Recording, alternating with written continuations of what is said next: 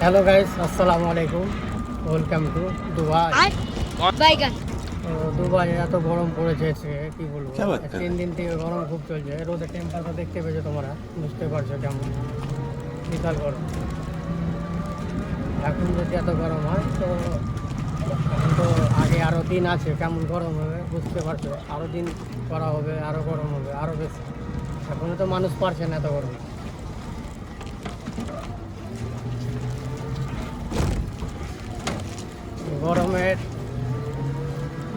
গরমের একটাই জিনিস হলো,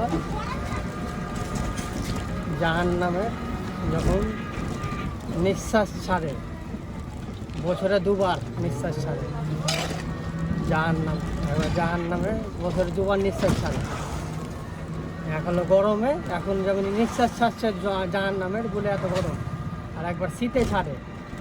শীতে যখন নিঃশ্বাস ছাড়বে জাহান্নামের তখন দেখবা ঠান্ডা বহুত তখন লাগে, হেভি ঠান্ডা লাগে।